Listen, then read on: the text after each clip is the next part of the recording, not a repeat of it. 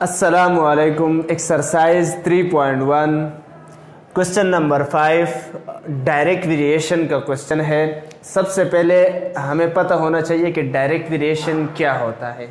Direct variation का मतलब class 10 का क्वेश्चन है। मैं एग्जांपल दे रहा हूँ।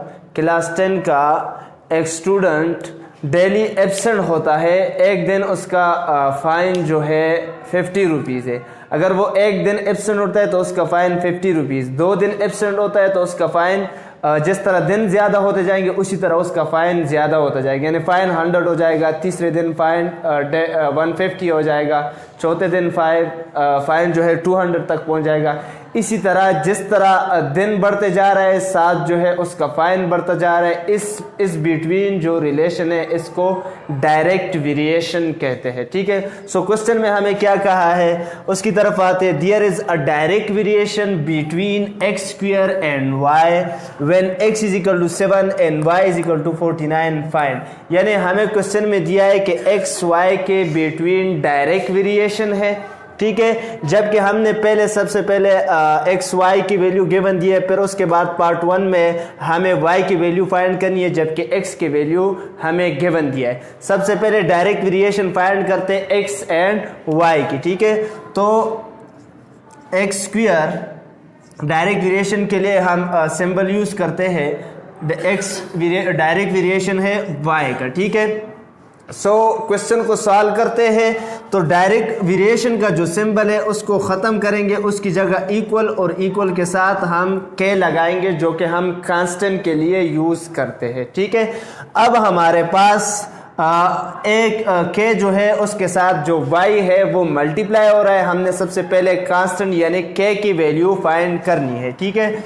सो x की वैल्यू हमारे पास जो गिवन है वो 7 है, यानी 7 का स्क्वायर आ जाएगा। और यहाँ y मल्टीप्लाई हो रहा है k के साथ, तो इस साइड पे आगे क्या हो जाएगा, डिवाइड हो जाएगा, इक्वल टू हमारे पास के बच जाएगा। ठीक है। अब 7 का स्क्वायर हमारे पास 49 के इक्वल है, जबकि y की वैल्यू हमारे पास क्या है 49 है। ठीक है। सो इक्वल टू के, यानी 49 के साथ काट देंगे। यहाँ हमारे पास नीचे भी 1 ऊपर भी 1, डिनोमिनेटर में हम 1 शो नहीं करते, यानी के हमारे पास इक्वल आ जाएगा 1 का। कांस्टेंट की वैल्यू हमारे पास 1 आ गई। अब हमने जो पहला पार्ट हमारे पास गिवन है y when x is equal to 9, हमने y की वैल्यू फाइंड करनी है, जबकि x की वैल्यू हमारे पास 9 है। ठीक है। और k की वैल्यू हमारे पास फाइंड हो गई जो कि 1 है। क्वेश्चन में हमें जो वेरिएशन डायरेक्ट वेरिएशन गिवन दिया है वो x square direct variation y का दिया है। अब हमने y के वैल्यू फाइंड करना है। इससे यहाँ सॉल्व करते हैं। सबसे पहले हम एक्स स्क्वायर इक्वल टू के वाई लिख लेंगे, क्योंकि इक्वल सिंबल लगाने के बाद डायरेक्ट सिंबल ख़त्म करके तो हम कांस्टेंट के शो करते हैं, कांस्टेंट लिख दिया। अब हमने फाइंड करनी है ए की वैल्यू। ठीक है। जो कि हमें गिवन एक्स की वैल्यू गिवन दिया है। ठीक है। y की वैल्यू फाइंड करनी है। ठीक है। क्योंकि x की वैल्यू गिवन है, y की वैल्यू फाइंड करनी है। सो यहाँ y के साथ k मल्टीप्लाई हो रहा है, हमने y को अकेले छोड़ना है। मल्टीप्लाई जो हो रहा है उसको इस साइड पे शिफ्ट करके वो डिवाइड हो जाएगा। ठीक है। So X square divide by k equal to y आ जाएगा। अब अगर आप देखें k की वैल्यू हमारे पास 1 है, x की वैल्यू हमारे पास 9 है। So 9 square equal to y divide by k की वैल्यू 1 है। डिनोमिनेटर में हम 1 हमें पता है कि हर नंबर के नीचे 1 मौजूद होता है, लेकिन हम शो नहीं करते। सो ऊपर 9 का स्क्वायर 9 मल्टीप्लाई बाय 9, तो 9 9 जार 81 इक्वल टू y। तो y की वैल्यू हमने फाइंड करनी थी, y की वैल्यू हमारे पास 81 आ गई है।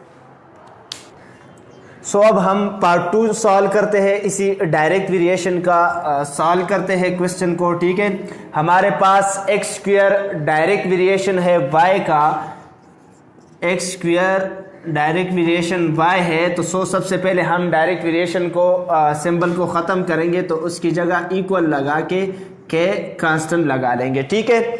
अब हमने x की वैल्यू फाइंड करनी है, y हमें गिवन है, ठीक है, और k की वैल्यू हमारे पास ऑलरेडी गिवन है जो कि हमने पहले फाइंड की थी, 1 आई थी, ठीक है। सो x की वैल्यू हमने फाइंड करनी है जबकि k की वैल्यू 1 है और y की वैल्यू भी ऑलरेडी हमें गिवन दिया है जो कि 100 है। अब 101 के साथ मल्टीप्लाई होके यानी x स्क्वायर इक्वल टू 100 आ जाएगा। अब अगर आप देखें हमें x की वैल्यू फाइंड करनी है, यहाँ x स्क्वायर है, ठीक है, तो x स्क्वायर को ख़त्म करने के लिए हम क्या कर लेंगे, taking square root on both side ले लेंगे, ठीक है। क्या कर लेंगे, taking square root on both side, ठीक है। अब मैं स्क्वायर रूट जो है वो x स्क्वायर पे भी स्क्वायर रूट लेता हूँ, वहाँ 100 को मैं लिख सकता हूँ 10 का स्क्वायर, क्योंकि 10 का स्क्वायर भी 100 का बराबर है, ठीक है। यहाँ स्क्वायर के साथ कट जाएगा, वहाँ स्क्वायर के साथ कट जाएगा। सो x हमारे पास आ जाएगा ±10। तो सो हमारे पास x की वैल्यू हमें फाइंड करनी थी, तो x की वैल्यू हमारे पास 10 आ गई है।